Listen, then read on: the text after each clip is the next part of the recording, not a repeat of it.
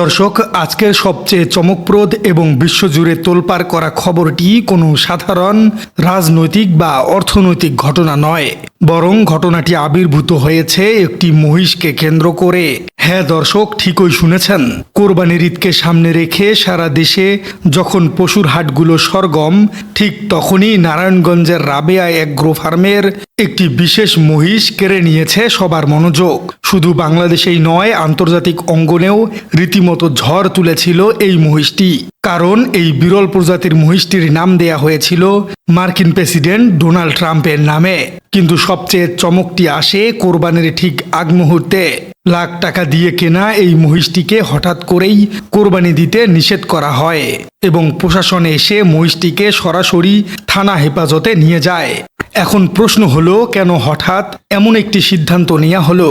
একটি সাধারণ পশুর কোরবানির সাথে রাষ্ট্রের স্বরাষ্ট্র মন্ত্রণালয়ের হস্তক্ষেপের কি সম্পর্ক থাকতে পারে? এর নেপথ্যের আসল কারণগুলো জানলে যে কেউ শিউরে উঠবেন। ঘটনার শুরুটা একটু বিস্তারিতভাবে জানা দরকার। নারায়ণগঞ্জের রাবেয়া এগ্রো ফার্মে বেড়ে ওঠা এই মহিষটি কোনো সাধারণ জাতের ছিল না। এটি ছিল একটি বিরল এলবিনো জাতের মহিষ। মহিষটির গায়ের রং, চোখের গঠন এবং বিশেষ করে কপালের সোনালি চুলের স্টাইল অদ্ভুতভাবে মার্কিন প্রেসিডেন্ট ডোনাল্ড ট্রাম্পের সাথে মিলে যায়। এই অস্বাভাবিক মিল দেখে খামারের মালিক জিয়াউদ্দিন মৃধার ছোট ভাই আদর করে মহিষটির নাম লিখেছিলেন ডোনাল্ড ট্রাম্প। নামকরণের পরপরই মহিষটির ছবি ও ভিডিও সামাজিক যোগাযোগ মাধ্যমে ব্যাপকভাবে ছড়িয়ে পড়ে। রাতারাতি ভাইরাল হয়ে যায় নারায়ণগঞ্জের ওই ডোনাল্ড ট্রাম্প। দেশের গণ্ডি পেরিয়ে খবরটি দ্রুত পৌঁছে যায় আন্তর্জাতিক মহলেও। তবে ঘটনার আসল মোড় ঘোরে যখন আন্তর্জাতিক গণমাধ্যমগুলো এই খবরটি লুফে নেয়। Reuters, Al Jazeera, the Telegraph এবং এএফপি এর মতো বিশ্ববিখ্যাত প্রভাবশালী গণমাধ্যমগুলো এই মহিষটিকে নিয়ে অত্যন্ত গুরুত্ব এবং চমকপ্রদ খবর প্রচার করতে শুরু করে।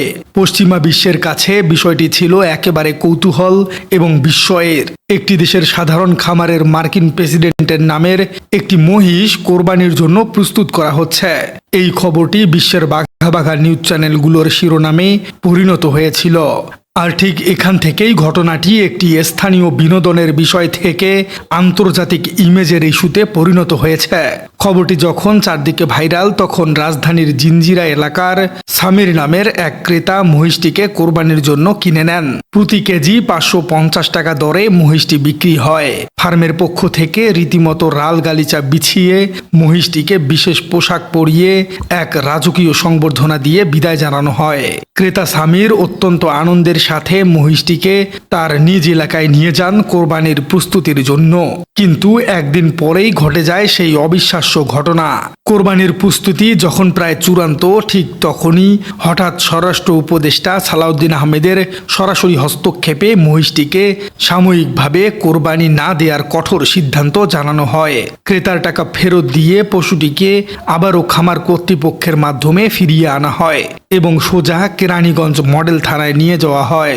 প্রাথমিকভাবে প্রশাসনের তরফ থেকে সূত্রগুলো জানিয়েছে যে মহিষটিকে ঘিরে সাধারণ মানুষের মধ্যে প্রচণ্ড কৌতূহল সৃষ্টি হয়েছিল। জিঞ্জিরা এলাকায় মহিষটিকে দেখতে মানুষের ঢল নামে, যার ফলে অতিরিক্ত জনসমাগম এবং সম্ভাব্য বিশৃঙ্খলার একটি বড় আশঙ্কাও তৈরি হয়েছিল। বিশ্লেষকদের মতে এই মহিষটি কেবল একটি পশু ছিল না, এটি আমেরিকার জাতীয় ইমেজ এবং ডোনাল্ড ট্রাম্পের ব্যক্তিগত সম্মানের একটি প্রতীকী বিষয়ে পরিণত হয়েছিল। চিন্তা করে দেখুন দর্শক, ঈদের দিন যদি আন্তর্জাতিক গণমাধ্যমে এই খবর ছড়ায় যে বাংলাদেশে ডোনাল্ড ট্রাম্পকে কোরবানি দেওয়া হয়েছে বা ডোনাল্ড ট্রাম্পকে শেষ করে দেওয়া হয়েছে, তবে বাক্যের গঠনগত দিক থেকে এটা কতটা ভয়াবহ এবং কতটা নৃশংস শোনাতো। ঠিক এই ধরনের শিরোনাম আমেরিকার মতো একটি পরাশক্তির জন্য চরম বিব্রতকর। মার্কিন গণমাধ্যমেও এই খবরটি অত্যন্ত গুরুত্বের সাথে প্রকাশ পেয়েছিল, যা হোয়াইট হাউস থেকে শুরু করে সাধারণ মার্কিন নাগরিকদের মধ্যেও এক ধরনের অস্বস্তি তৈরি করেছিল। সবচেয়ে বড় বিস্ফোরণটি ঘটে যখন খোদ ডোনাল্ড ট্রাম্প বিষয়টি নিয়ে একটা টুইট করে বসেন। ডোনাল্ড ট্রাম্পের মতো বিশ্ব নেতা যখন নিজের নামাঙ্কিত একটি মহিষ নিয়ে সোশ্যাল মিডিয়ায় প্রতিক্রিয়া দেখান, তখন সেটি আর কোনোভাবেই সাধারণ বিষয় থাকে না। তার সেই টুইটের পরপরই মার্কিন প্রশাসন এবং আন্তর্জাতিক মহলে এক ধরনের প্রচ্ছন্ন চাপ তৈরি হয়। ট্রাম্পের ইমেজের উপর এটি একটি বড় ধরনের আঘাত হিসেবে দেখা হচ্ছিল। বিশ্লেষকরা মনে করছেন ঠিক এই জায়গাটিতেই বাংলাদেশ সরকারকে একটি অত্যন্ত কঠিন এবং স্পর্শকাতর কূটনৈতিক সিদ্ধান্ত নিতে হয়েছে। আন্তর্জাতিক অঙ্গনে দেশের ভাবমূর্তি রক্ষা এবং আমেরিকার সাথে কোনো ধরনের অনাকাঙ্ক্ষিত কূটনৈতিক অস্বস্তি এড়াতেই মূলত স্বরাষ্ট্রমন্ত্রীকে সরাসরি এই বিষয়ে হস্তক্ষেপ করতে বাধ্য করা হয়েছে।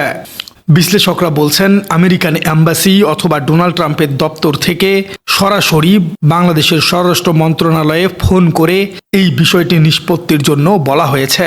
একটি পশুর কারণে যাতে দুটি দেশের মধ্যে কোনো ধরনের নেতিবাচক আলোচনা বা ইমেজ সংকট তৈরি না হয় সেই দূরদর্শিতা থেকেই মহিষটির কোরবানি স্থগিত করা হয়েছে বলে ধারণা করা হচ্ছে। থানা হেফাজত থেকে পরে মহিষটিকে নারায়ণগঞ্জ প্রাণী সম্পদ অধিদপ্তরের কাছে হস্তান্তর করা হয়। সর্বশেষ খবর অনুযায়ী আলোচিত এই ডোনাল্ড ট্রাম্প মহিষটিকে আর কোরবানি দেওয়া হচ্ছে না, বরং এটিকে চিরস্থায়ীভাবে সংরক্ষণের জন্য মিরপুর চিড়িয়াখানায় পাঠিয়ে দেবার সিদ্ধান্ত নেওয়া হয়েছে, যেখানে দর্শনার্থীরা এক বিরল প্রজাতির এলবিনো মহিষটিকে দেখতে পারবেন। তবে এর গায়ে আর কোনোদিন কোরবানির ছুরি বসবে না। তবে এই পুরো ঘটনার একটি বিপরীত দিকও রয়েছে, যা নিয়ে দেশের সাধারণ মানুষ এবং অনেক বিশ্লেষক প্রশ্ন তুলছেন।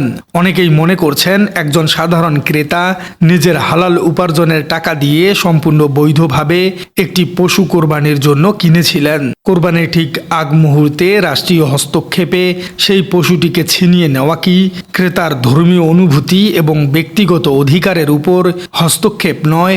নাম যাই হোক না কেন, এটি শেষ পর্যন্ত একটি মহিষ ছাড়া আর কিছুই নয়। শুধুমাত্র আন্তর্জাতিক গণমাধ্যমের খবর বা একজন বিদেশি নেতার ইমেজের কথা চিন্তা করে দেশের একজন সাধারণ নাগরিকের কোরবানির অধিকার কেড়ে নেওয়াটা কতটা যৌক্তিক হয়েছে তা নিয়ে একটি বড় বিতর্ক তৈরি হয়েছে। অনেকেই দাবি করছেন রাষ্ট্র চাইলে পর্যাপ্ত নিরাপত্তা দিয়ে ক্রেতাকে তার কোরবানি সম্পূর্ণ করার সুযোগ দিতে পারত। একটি পশুর নামকরণের দায় কেন সাধারণ ক্রেতাকে নিতে হবে? দর্শক, একদিকে আন্তর্জাতিক অঙ্গনে আমেরিকার মতো পরাশক্তির ইমেজ সংকট, ডোনাল্ড ট্রাম্পের নিজস্ব টুইট এবং সম্ভাব্য কূটনৈতিক অস্বস্তি এড়ানোর জন্য সরকারের এই আকস্মিক হস্তক্ষেপ। অন্যদিকে একজন সাধারণ ক্রেতার বৈধভাবে কেনা পশুকে কোরবানির আগ মুহূর্তে কেড়ে নেয়ার মতো একটি বিতর্কিত সিদ্ধান্ত। এখন প্রশ্ন হলো, পুরো বিষয়টিকে আপনি কিভাবে দেখছেন? আন্তর্জাতিক সম্পর্ক এবং ইমেজ সংকট রক্ষার স্বার্থে মন্ত্রীর এই সিদ্ধান্ত কি আসলেই সঠিক এবং সময় উপযোগী বলে আপনি মনে করছেন, নাকি শুধুমাত্র একটি নামের কারণে বৈধ ক্রেতার কাছ থেকে কোরবানির পশু ফিরিয়ে নেওয়াটা সাধারণ নাগরিকের অধিকারের চরম লঙ্ঘন? আপনার মূল্যবান মতামত জানিয়ে দিন আমাদের কমেন্ট বক্সে।